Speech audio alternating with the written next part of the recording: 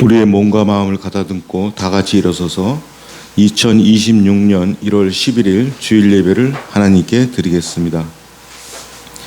여호와께서 이같이 이르시되 은혜의 때가 내가 네게 응답하였고 구원의 날에 내가 너를 도왔도다.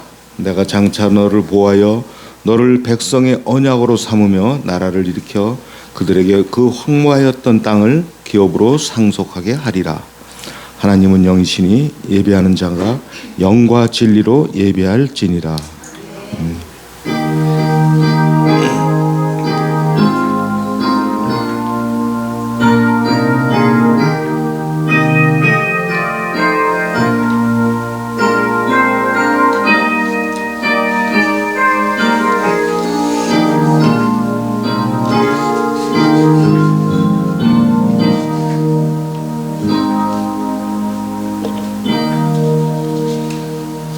거룩하신 하나님 아버지, 찬송과 영광과 경배를 올려드립니다.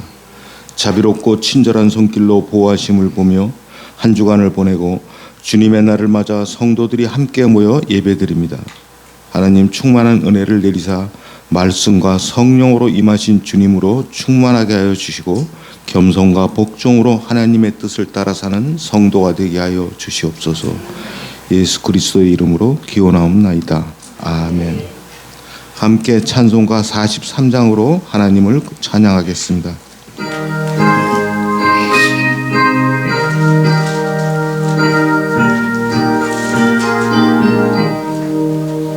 즐겁게 안식할 날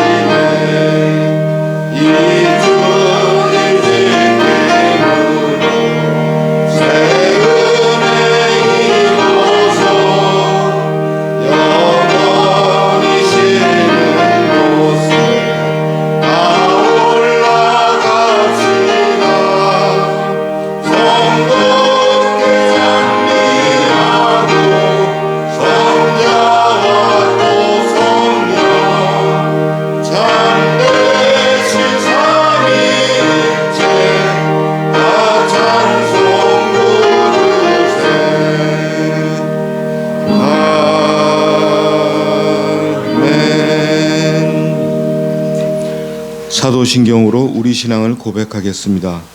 나는 전능하신 아버지 하나님 천지의 창조주를 믿습니다. 나는 그의 유일하신 아들 우리 주 예수 그리스도를 믿습니다.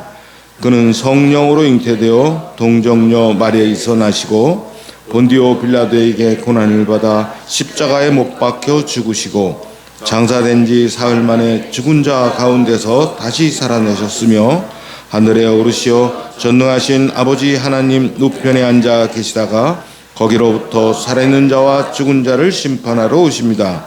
나는 성령을 믿으며 거룩한 공교회와 성도의 규제와 죄를 용서받는 것과 몸의 부활과 영생을 믿습니다. 아멘.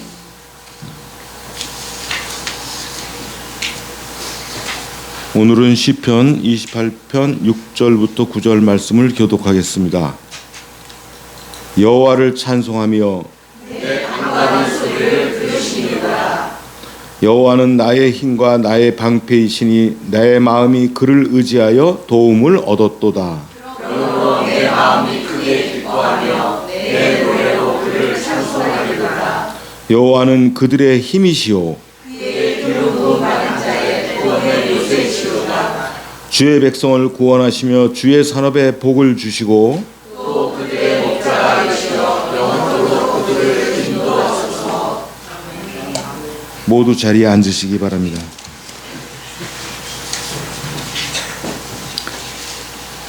찬송가 313장으로 찬송하겠습니다.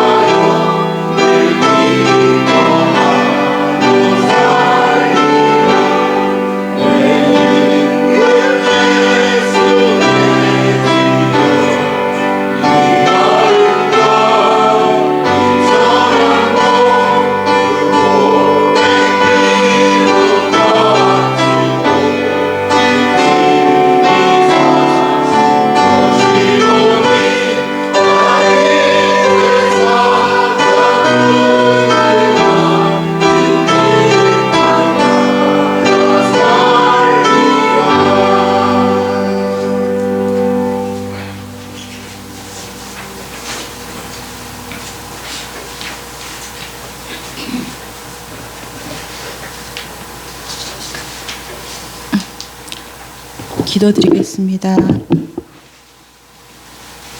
매일매일을 인도하시고 보호하시는 주님 감사합니다.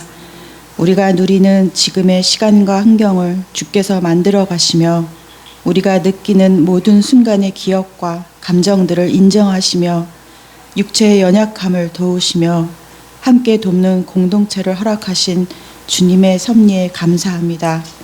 우리가 알든 모르든 흐르는 모든 시간 속에 녹아드는 주님의 섭리는 깊고 따뜻하며 아름답습니다.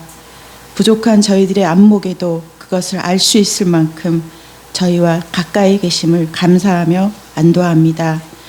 주님, 서로 돕고 나누며 부족함을 이해하고 인정할 줄 알며 기꺼이 인내하고 결과에 승복하며 따뜻한 위로를 건넬 줄 아는 주님의 자녀가 되게 하옵소서.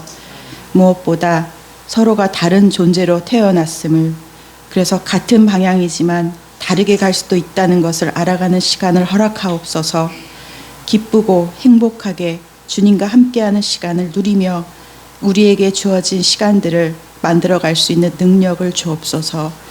모든 것은 주께로부터 오며 그것이 바로 평안임을 잊지 않게 하옵소서. 감사드리며 예수님의 이름으로 기도드렸습니다. 아멘.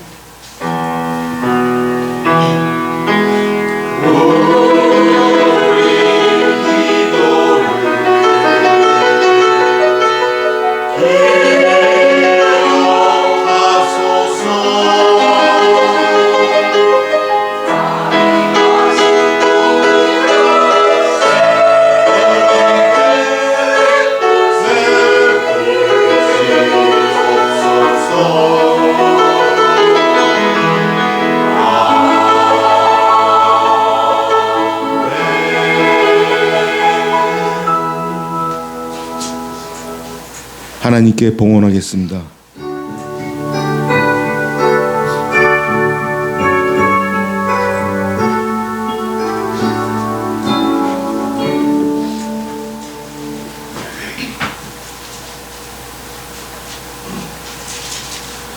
기도드리겠습니다. 하나님 아버지, 새해가 되어 새 마음으로 하나님을 가장 귀하게 여기며 우리에게 주신 물질 중에 11조와 감사의 예물을 드립니다.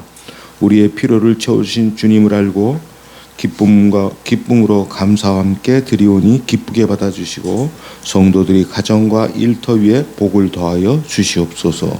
예수님의 이름으로 기도드리옵나이다. 아멘.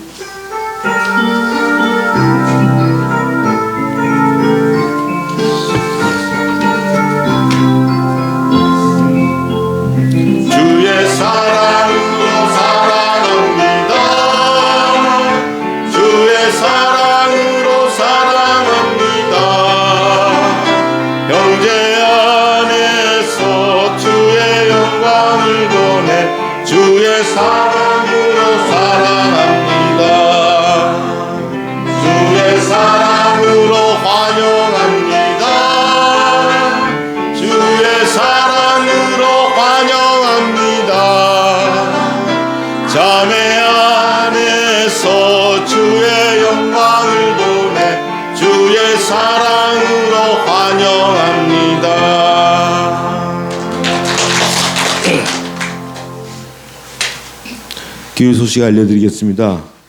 2026년 총회의 표어는 용서, 사랑의 시작입니다 하는 내용입니다.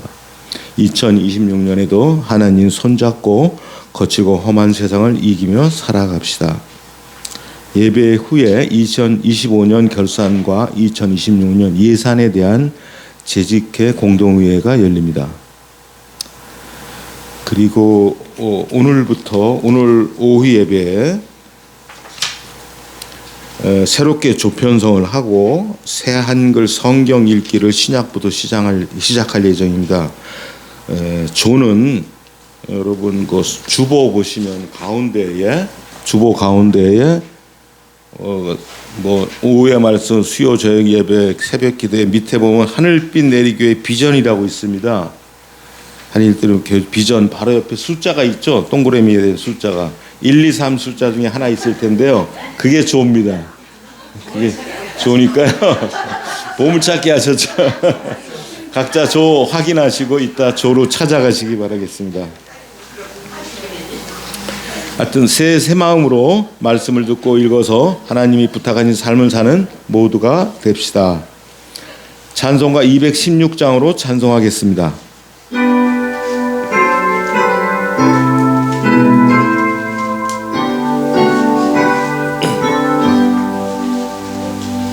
성자의 귀한 몸 날 위하여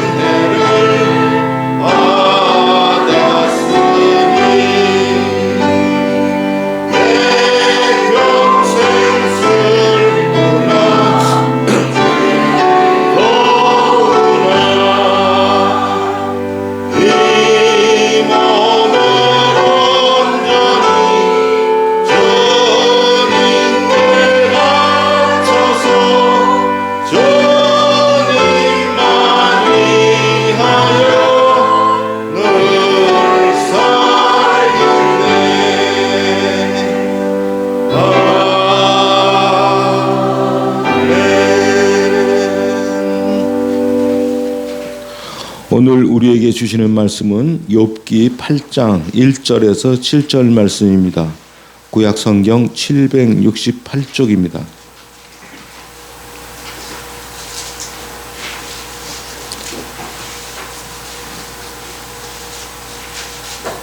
하나님의 말씀을 받들어 읽겠습니다. 경청하시기 바랍니다.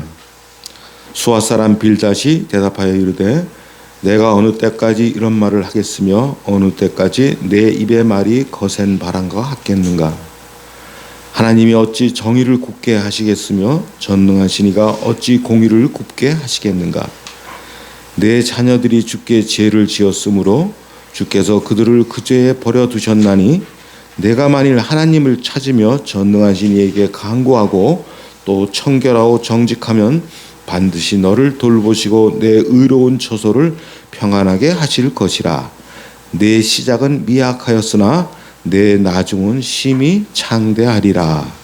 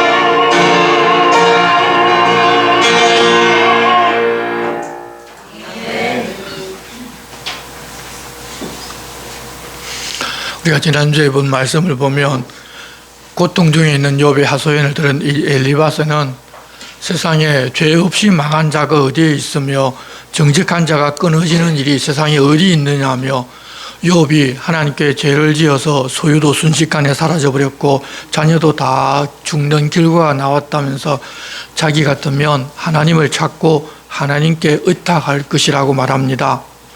하지만 욥은 자기가 너무 힘들어서 생일을 저주하고 태어나지 않았으면 좋겠다고 했는데 경솔하게 그런 말을 한 것은 잘못이고 사과하지만 자기에게는 무엇을 할 힘이 이제 아무것도 남아있지 않고 죽음밖에 남지 않았는데, 그러면서도 그러한 고통 중에서 위로를 받고 기뻐하는 것은 거룩하신 하나님의 말씀을 자기는 기억하지를 않았다고 합니다. 자신은 분명하게 의롭게 살았다고 강조합니다. 그런데 세상에는 이 낙심한 자가 전능자 경외하기를 버린다 할지라도 친구들에게서는 동정을 받고 위로를 받게 되는데, 내 친구들은 도와달라고 한 것도 하나도 없고 구원해달라고 하지도 않았는데 나를 정죄하고 고통을 더하느냐고 그들의 행동을 원망합니다. 그리고 자신이 불의한 것이 있다면 분명히 자신도 알아차렸을 것이지만 나는 이런 재앙을 받을 만한 악을 행한 적이 없다면서 이제 죽고 싶은데 죽지도 못하고 몇 달 동안 고통만 계속되고 있으니 이 괴로움을 토로하는 것이라 친구들에게 말하고, 말하는 방향을 하나님께로 돌려서 혹 자기가 죄를 범하였다 할지라도 그 죄가 전능하신 하나님께 무슨 해가 되냐고, 나를 죽이지도 않고 허물도 사하여 주지 않고 죄악도 제거하여 버리지 아니하고 이렇게 고통의 짐만 계속 지우시는데 결국 내가 죽으면 아무것도 남아있지 않는데 제발 이제 좀 그만해 달라고 하나님께 기도합니다. 그렇게 하는 욥의 이야기를 듣고 있던 빌닷이 말을 시작하는데 한술 더 뜹니다.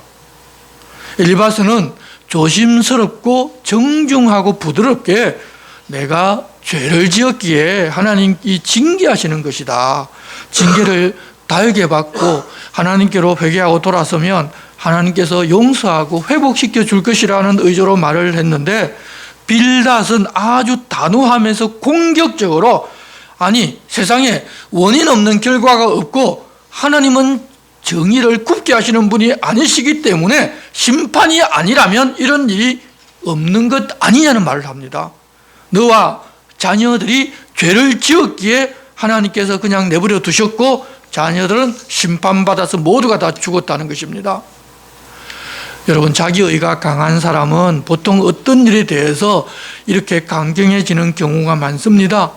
그런데 그의 강한 말이 큰 상처가 되는 것은 우리가 어떤 잘못을 했을 때 하나님께서 징계하시면 돌아서면 됩니다. 하지만 공의로 심판해 버리시면 끝을 낸 것이기 때문에 돌아서지도 못합니다. 재앙과 죽음은 심판의 결과라고 단정해서 이 사람은 말하고 있는 것입니다. 빌닷의 말 역시도 인과응보의 원리에 따라 자기 판단을 섞은 것인데 상식적으로는 옳은 것처럼 들립니다.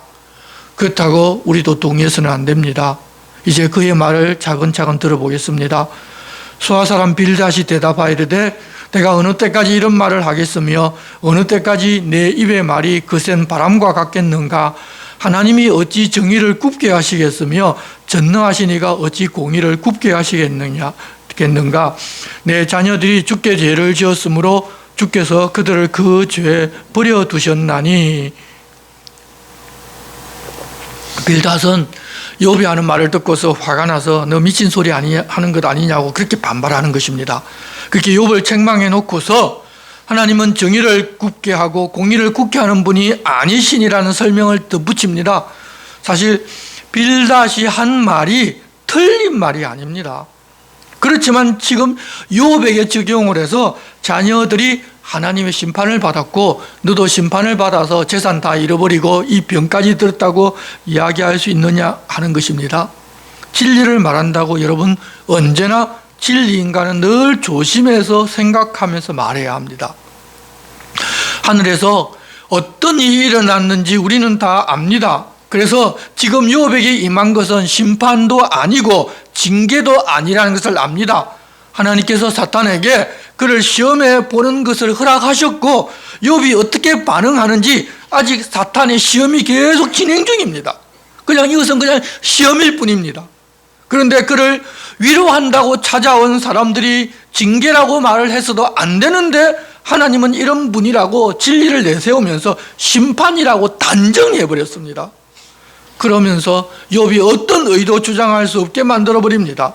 만일 그렇다면 자녀들이 혹 죄를 범했을까 염려하여 번제를 드렸던 욥이 한 일 전부 다 헛것이었고 욥의 죄도 있기 때문에 하루아침에 바닥까지 내려간 것입니다. 그렇게 정해버리면 하나님의 뜻이나 이 일의 실제는 알 수 없고 그냥 자기 잘났고 자기는 의인이라는 말만 하면서 말도 안 되는 이야기가 이어집니다.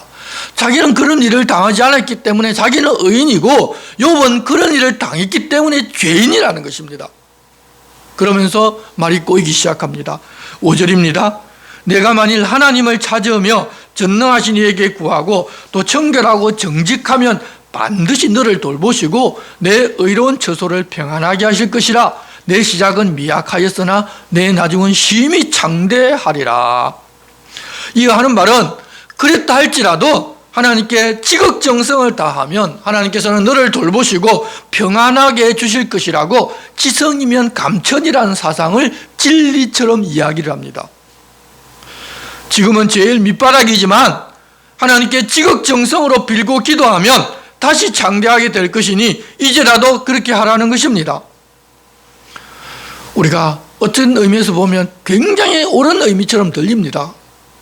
내 시작은 미약하나 내 나중은 심히 창대하리라는 이 구절이 얼마나 마음에 드는지 많은 사람들이 액자를 만들어 집에 걸어놓고 내게 주신 하나님의 말씀이라고 하면서 들어오며 나가며 은혜를 받습니다. 그런데 이 구절은 하나님께서 하신 말씀이 아니라 앞뒤도 모르고 하나님께 지극정성으로 빌면 이렇게 될 것이라고 말도 되지 않는 빌닷의 헛소리에 불과합니다. 지극정성으로 기도하고 흥금도 하고 헌신도 해서 그렇게 되고자 하는 마음을 가진 분들에게는 찬물을 끼얹어서 죄송하지만 그래도 어쩔 수 없습니다. 그냥 모른 척하면서 하나님께 이렇게 해야 한다면서 사람도 동원하고 부응하면 좋은 것 아니냐고 하는 사람도 있습니다만 이 말은 하나님께서 욥에게 주신 말씀도 아니고 진리도 아니고 그냥 지성이면 감천이어서 하나님께서 그렇게 해주실 것이라는 빌닷의 자기 생각과 자기 의견일 뿐입니다. 좋은 내용이고 내 마음에 든다고 은혜 받는 이제 어린 신앙에서 벗어나 하나님께서 무엇을 어떻게 하며 살라고 부탁하셨는지를 알고 그것을 깨닫는 진짜 은혜 받는 우리들이 되어야 합니다. 여러분, 내 마음에 들고 내가 듣기 좋다고 그게 은혜가 아닙니다. 하나님의 말씀이 깨달아지는 것이 은혜이고 그 깨달은 말씀대로 살고 싶어지는 것이 은혜입니다. 우리는 그것을 이제 분별할 수 있어야 합니다. 그렇게 이야기하고서는 역사책을 좀 읽어보라고 합니다. 앞서 엘리바스는 자기가 환상을 보고서 신령한 존재가 자기에게 전해주었다는 말로 욥이 틀렸다고 말했었는데 빌닷은 조상들로부터 전해온 경험을 내세우면서 지혜로운 역사가의 관점에서 자신이 옳고 욥이 틀렸다는 이야기를 이어서 합니다. 8절입니다. 청하건대 너는 옛시대 사람에게 물으며 조상들이 터득한 일을 배울지어다. 우리는 어제부터 있었을 뿐이라. 우리는 아는 것이 없으며 세상에 있는 날이 그림자 같으니라. 그들이 내게 가르쳐 이러지 아니하겠느냐. 그 마음에서 나오는 말을 하지 아니하겠느냐. 왕골이 진펄 아닌 데서 크게 자라겠으며 갈대가 물 없는 데서 크게 자라겠느냐. 너는 스스로 지혜롭다고 하고 좀 잘 아는 것처럼 말하는데 우리 같이 짧은 인생으로는 세상에서 일어나는 일들 다 알 수 없으니 지금까지 살아온 사람들이 경험하고 우리에게 말해준 것이 있기 때문에 그들의 말을 한번 좀 너는 들어보라는 것입니다. 곧 지성이면 감천이라는 것과 인과응보의 원리가 누구나 다 아는 진리이지 않느냐는 것입니다. 어떤 결과는 원인이 있기 때문이라며 인과응보는 조상들을 통하여서 증명된 진리이기 때문에 내 자녀들이 심판을 받아 죽었고 너도 내 소유 다 잃어버렸고 지금 병들어 죽음 앞에 서 있는 것이 바로 그 진리 때문에 그렇다는 것을 좀 알아라는 것입니다. 그리고 왕굴이라 갈 때는 그 속이 비었기 때문에 수분이 있는 동안에는 쑥쑥 잘 자라지만 물기가 말라버리면 그것들도 바로 죽어버리는 것처럼 악인들도 자기들이 의뢰하는 것이 그냥 사라져버리면 곧바로 멸망하고 만다면서 10명이나 되는 욥의 자녀들이 그렇게 젊어서 하루아침에 죽어버린 것도 그와 마찬가지라는 말입니다. 그래서 욥 너와 너의 자녀들이 죄를 지어서 이렇게 망했다는 것입니다.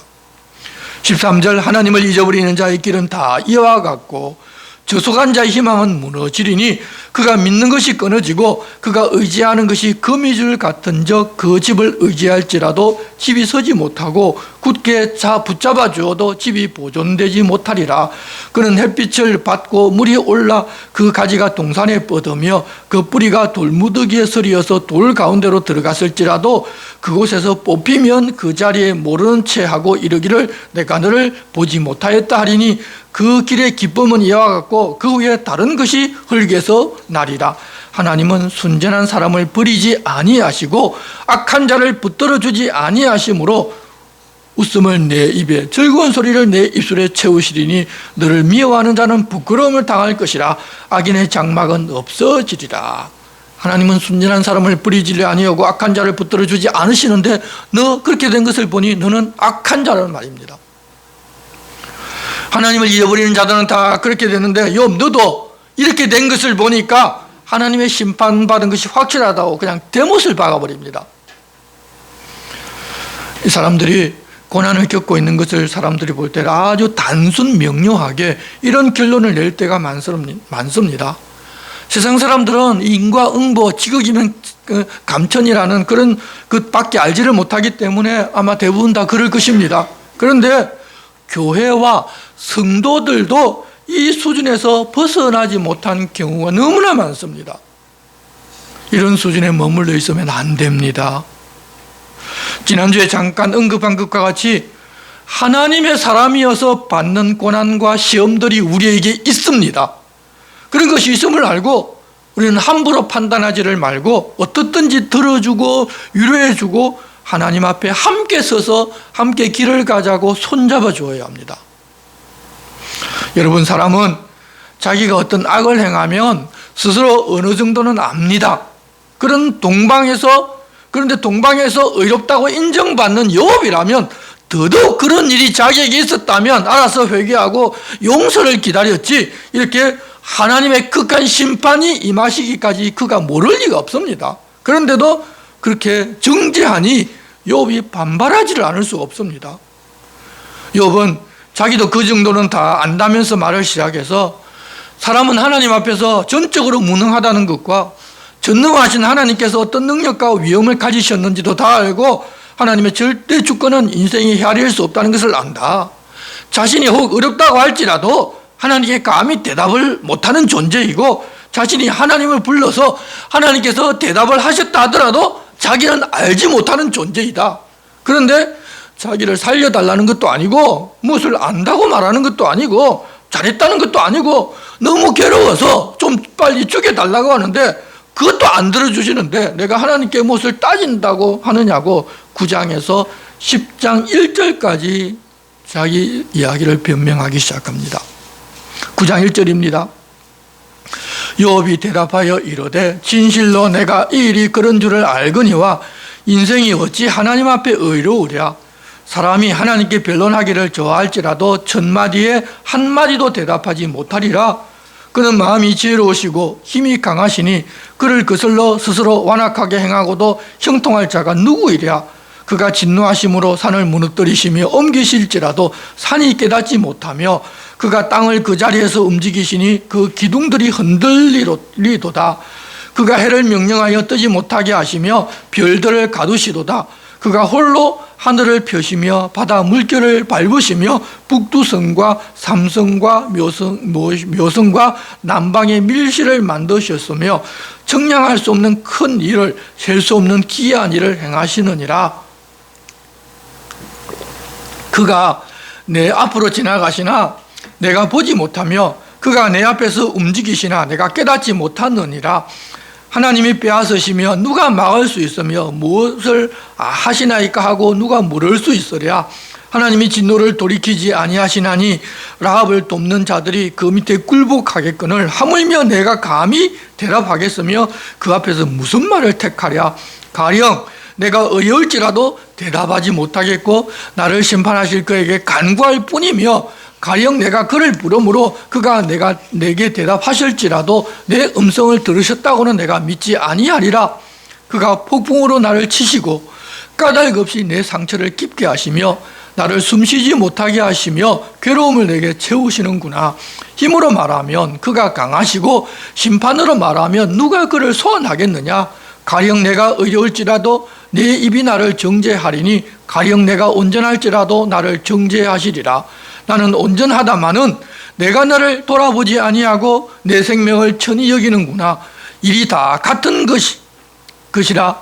그러므로 나는 말하기를 하나님이 온전한 자나 악한 자나 멸망시킨다 하나니 갑자기 재난이 닥쳐 죽을지라도 무지한 자의 절망도 그가 비웃으시리라. 세상이 악인의 손에 넘어갔고 재판관의 얼굴도 가려졌나니 그렇게 되게 한 이가 그가 아니시면 누구냐.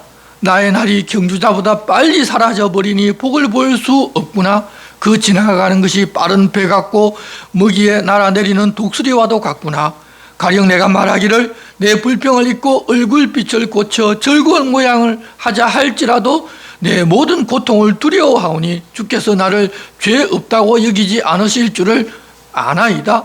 내가 정죄함을 당할진대 어찌 헛되이 수고하리까. 내가 눈 녹은 물로 몸을 씻고 잿물로 손을 깨끗하게 할지라도 주께서 나를 개천에 빠지게 하시리니 내 옷이라도 나를 싫어하리이다. 하나님은 나처럼 사람이 아니신즉 내가 그에게 대답할 수 없으며 함께 들어가 재판을 할 수도 없고 우리 사이에 손을 얹을 판결자도 없구나. 주께서 그의 막대기를 내게서 떠나게 하시고 그의 위엄이 나를 두렵게 하지 아니하시기를 원하노라. 그리하시면 내가 두려움 없이 말하리라. 나는 본래 그렇게 할 수 있는 자가 아니니라. 내 영혼이 살기에 곤비하니 내 불평을 토로하고 내 마음이 괴로운 대로 말하리라. 여기 말하는 요지는 인과응보 정도 자기가 다 알고 있고 하나님께서 어떤 분이신지도 다 알고 사람이 어떤 존재인지도 다 알지만 그렇더라도 자신은 도무지 이렇게 내가 고통 중에서 살아야 할 이유를 모르겠는데 내가 무엇을 잘못했다고 이야기를 해주시면 좋겠는데 그것도 아니니 자신을 포기할 수밖에 없는 것 아니냐며 재앙이 갑자기 닥쳐서 의인이 죽을 위기 앞에서 절망할지라도 그냥 하나님은 가만히 계시는 분 같다. 하나님께서 자신을 정죄하여 이렇게 하셨는데 자기도 죄인이기 때문에 죄 없다고는 말하는 것이 아니지만 의롭게 살아도 이렇게 되는 것을 보니 그동안 하나님을 경외한 것이 다 헛것이 된 것 같다며 하나님께 모시라고 항변할 수 없는 자신을 보면서 절망하며 하나님께서 자비를 베풀어 자신을 변호할 수 있게 해주시면 자신도 두려움 없이 하나님께 자기 원망하는가 원통함과 괴로운 말을 좀 말해보겠다고 그렇게 자기가 지금 하소연하고 있다는 것입니다. 그래서 10장 2절부터는 욥이 하나님께 말씀드리는 내용입니다. 자신이 까닭 없이 고통을 당하는데 무엇 때문에 그러는지 좀 알려달라면서 하나님을 지금까지 경외하면서 살았던 자신에게 고난을 주시는 하나님이시라면 그 하나님의 손에서 벗어나게 부탁할 대상도 없는데 자신을 만드시고 지금까지 지켜주시고 그런데 이제는 그렇게 치고 고난을 주시니 부당한 것 아니냐며 하나님께서 생명을 주신 것에 의심이 들고 죽기 전 잠깐만이라도 좀 평안을 달라고 그렇게 부탁드리는 내용입니다. 육신의 고통도 힘든데 인과응보 사상에 따르면 최소의 한의 원인은 알고 하나님 그렇게 하셔야 하는데 그러지를 않아서 원인도 모르고 답도 모르고 하나님 답도 하지 않으시니까 하나님 좀 알게 해달라고 도대체 어떻게 된 상황입니까? 깨닫게 해달라고 이야기를 하는 것입니다. 2절입니다. 내가 하나님께 아뢰리니 나를 정죄하지 마시옵고 무슨 까닭으로 나와 더불어 변론하시는지 내게 알게 없어서 주께서 주의 손으로 지으신 것을 학대하시며 멸시하시고 악인의 꾀에 빛을 비추시기를 선히 여기시나이까? 주께도 육신의 눈이 있나이까? 주께서 사람처럼 보시나이까? 주의 날이 어찌 사람의 날과 같으며 주의 해가 어찌 인생의 해와 같기로 나의 허물을 찾으시며 나의 죄를 들추어내시나이까? 주께서는 내가 악하지 않은 줄을 아시나이다. 주의 손에서 나를 벗어나게 할 자도 없나이다. 주의 손으로 나를 빚었으며 만드셨는데 이제 나를 멸하시나이다. 기억하옵소서. 주께서 내 몸 지으시기를 흙을 뭉치듯 하셨거늘 다시 나를 티끌로 돌려보내려 하시나이다. 주께서 나를 적과 같이 쏟으셨으며 엉긴 젖처럼 엉기게 하지 아니하셨나이까? 피부와 살을 내게 입히시오며 뼈와 힘줄로 나를 엮으시고 생명과 은혜를 내게 주시고 나를 보살피심으로 내 영을 지키셨나이다. 그러한데 주께서 이것들을 마음에 품으셨나이다. 이 뜻이 주께 있는 줄을 내가 아나이다. 내가 범죄하면 주께서 나를 죄인으로 인정하시고 내 죄악을 사하지 아니하시나이다. 내가 악하면 화가 있을 것이오며 내가 의로울지라도 머리를 들지 못하는 것은 내 속에 부끄러움이 가득하고 내 환난을 내 눈으로 보기 때문이니이다. 내가 머리를 높이 들면 주께서 젊은 사자처럼 나를 사냥하시며 내게 주의 놀라움을 다시 나타내시나이다. 주께서 자주자주 정가한 자를 바꾸어 나를 치시며 나를 향하여 진노를 더하시니 군대가 번갈아서 치는 것 같으니이다. 주께서 나를 태에서 나오게 하셨으면 어찌함이니까? 그렇지 아니하셨더라면 내가 기운이 끊어져 아무 눈에도 보이지 아니하였을 것이라. 있어도 없던 것 같이 되어서 태에서 바로 무덤으로 옮겨졌으리이다. 내 날은 적지 아니하니까 그런즉 그치시고 나를 버려두사 잠시나마 평안하게 하시되 내가 돌아오지 못할 땅 곧 어둡고 죽음의 그늘진 땅으로 가기 전에 그리하옵소서. 땅은 어두워서 흑암 같고 죽음의 그늘이 져서 아무 구별이 없고 광명도 흑암 같으니이다. 여러 친구가 인과응보 사상으로 계속해서 욥을 질책하다 보니 욥도 서서히 이 보는 관점과 보는 눈을 고난 겪는 자신과 자신이 그동안 지켜왔던 의에 집중하기 시작합니다. 처음에는 내가 모태에서 알몸으로 나왔은즉 또한 알몸이 그리로 돌아가올지라 주신 이도 여호와시오 거두신 이도 여호와시오니 여호와 이름이 찬송을 받으실지나 하면서 하나님께 집중하고 이 모든 일에 욥이 범죄하지 아니하고 하나님을 향하여 원망하지도 아니하였었지만 이제 하나님의 전능하심과 절대 주권은 여전히 인정하지만 자기가 주인이 서서히 되고 있어서 하나님을 향한 원망과 불평이 조금씩 나오기 시작하는 것입니다. 자, 그렇게 욥의 말이 많아지자 욥의 말이 자꾸만 길어집니다. 욥이 당한 고난은 인과응보로 그렇게 되었다고 생각하는 다른 친구 소발이 욥의 그런 이야기를 듣고 그 말하는 데서 허점을 알아차리지 못할 리가 없습니다. 말할 건수를 잡은 것입니다. 그래서 소발이 욥, 너 교만하다면서 질책하는 말을 다시 시작합니다. 여러분, 이때쯤 되면 위로하고 격려하러 왔던 처음 목적은 다 사라져버리고 욥이 잘못했다는 사실을 인정하라 하고 또 욥은 고통 가운데 사소연하고 하나님께 원망하고 자기를 주장하는 것이 이제 토론의 핵심이 되어버렸습니다. 우리도 종종 이렇게 됩니다. 그래서 우리가 원래 내가 무슨 목적으로 이야기를 시작했는지를 읽지 말아야 하는데 우리는 종종 이렇게 서로 대화하다 보면 원래 초점은 사라지고 지역적인 문제를 가지고 싸우기 쉽습니다. 보통 교회가 한번 다투기 시작하면 그렇게 해서 말도 안 되는 이야기로 싸우면서 결국 교회를 나누어 버립니다. 11장 1절 나아마 사람 소발이 대답하여 이르되 말이 많으니 어찌 대답이 없으랴. 말이 많은 사람이 어찌 어렵다함을 얻겠느냐. 내 자랑하는 말이 어떻게 사람으로 잠잠하게 하겠으며 내가 비웃으면 어찌 너를 부럽게 할 사람이 없겠느냐. 소발은 그렇게 죄를 지어서 하나님께 얻어맞은 사람이 쓸데없이 말이 많다면서 말이 많으면 실수하게 되겠는데 그래놓고 어떻게 어렵다고 힘을 얻겠으며 자기를 자랑하는 말을 그렇게 많이 하고서 사람을 비웃는 말을 하는데 다른 사람이 가만히 있겠느냐며 자기가 말하는 것이 정당하다고 하면서 자기의 의견과 주장을 또 펼치기 시작합니다. 내 말에 의하면 내 돈은 정결하고 나는 주께서 보시기 깨끗하다 하는구나. 욥의 입장에서는 맞는 말이고, 또 천상에서 벌어진 회의의 내용을 보더라도 사실 욥이 말하는 것이 별로 틀리질 않았습니다. 조금은 틀린 것이 있습니다만, 하지만 인과응보 사상으로 욥을 보게 되면 이미 천벌을 받았는데 자기는 깨끗하다 하고 죄가 없다고 주장하고 있으니 두말할 필요 없이 이 사람은 죄인 중에 죄인인 것입니다. 그래서 소발은 하나님께서 너를 책망하시기를 바란다면서 더 나아가 하나님 개입하셔서 욥 자신이 죄인이라는 것을 좀 알게 해달라고 요청합니다.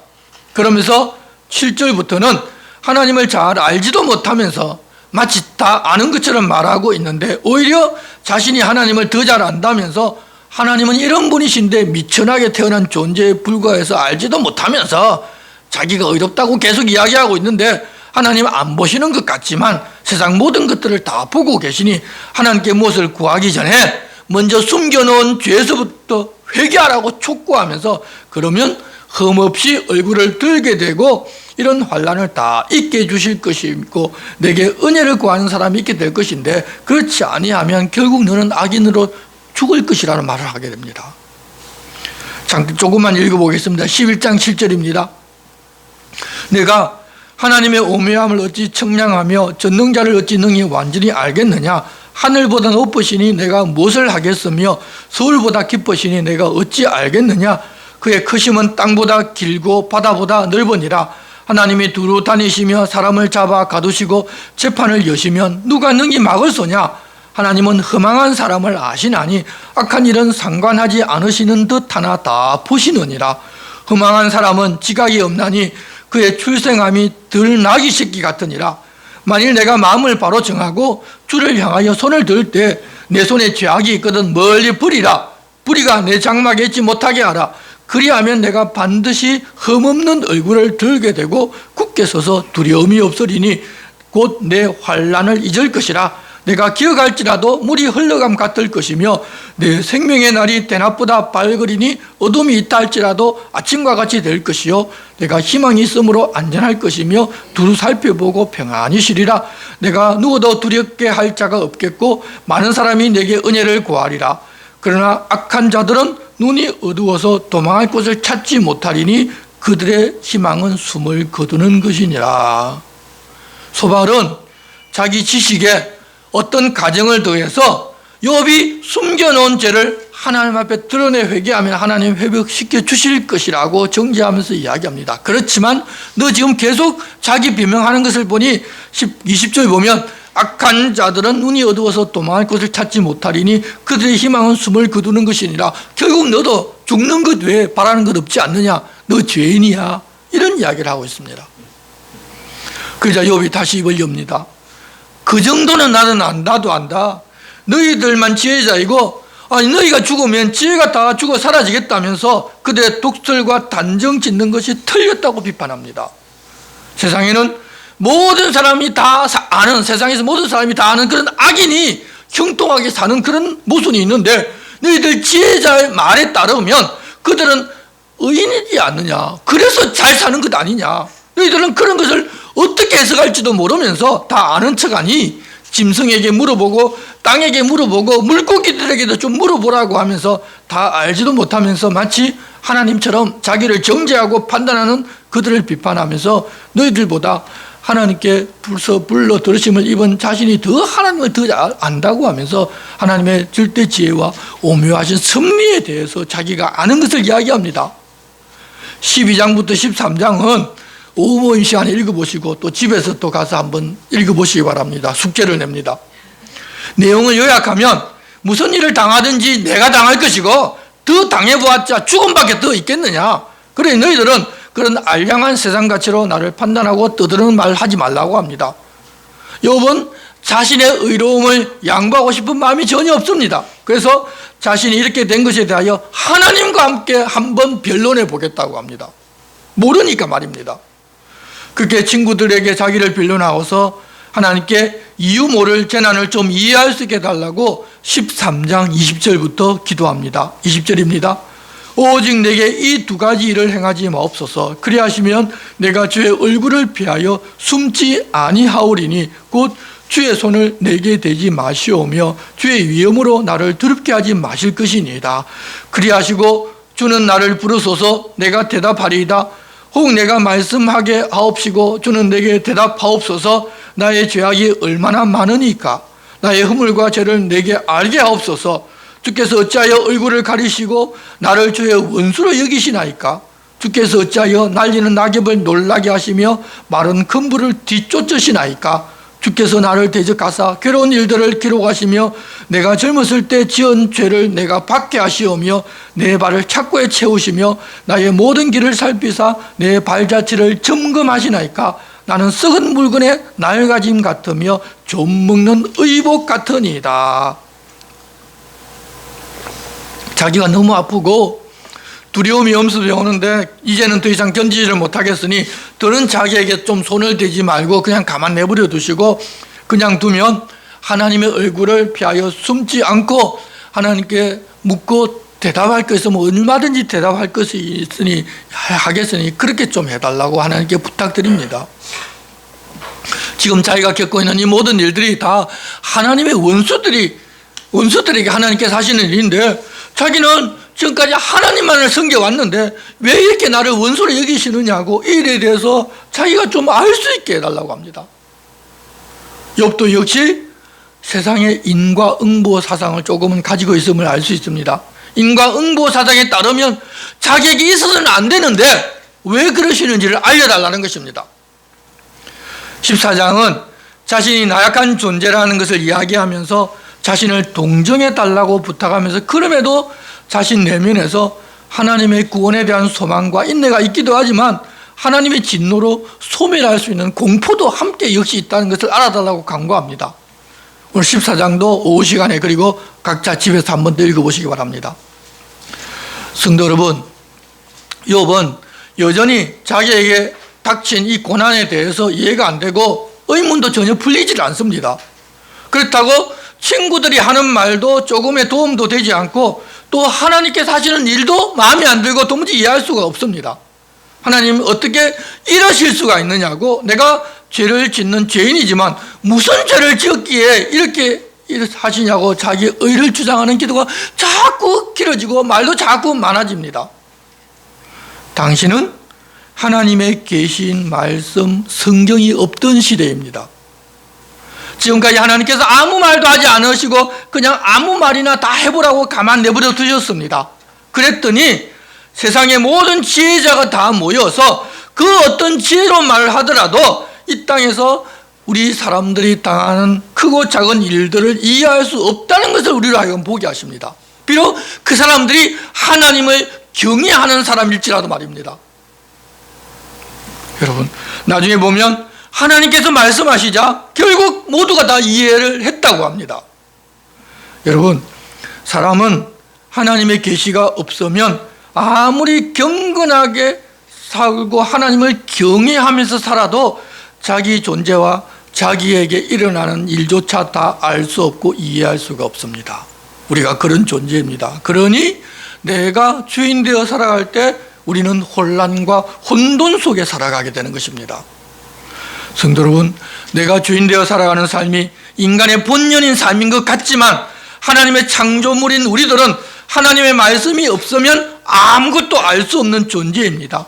하나님을 경외한다는 그런 지혜자조차도 조금 아는 것 같지만 결국 무지의 쳇바퀴를 계속 반복해서 돌고 있습니다. 우리는 하나님의 말씀과 계시로만 우리 자신과 우리 삶에 대한 답을 알 수 있다는 것을 알고서 다시 말씀에 집중하고 그 말씀에서 부탁하신 삶을 살아갑시다.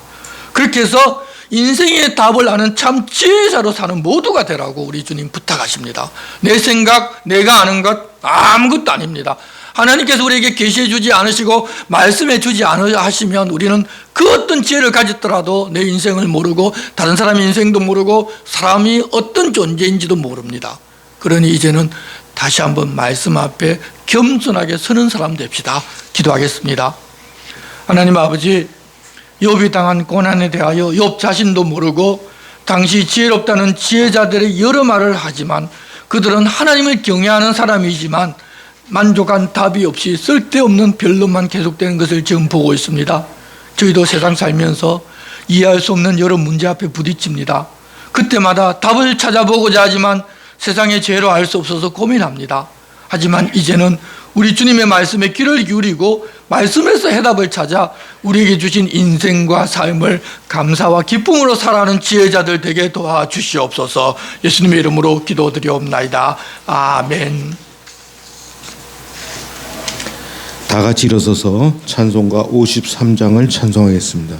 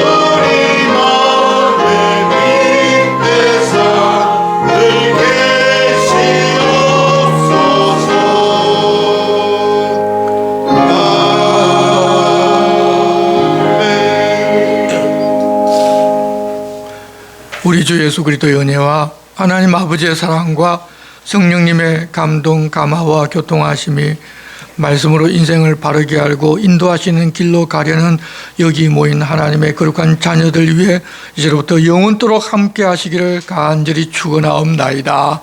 아멘.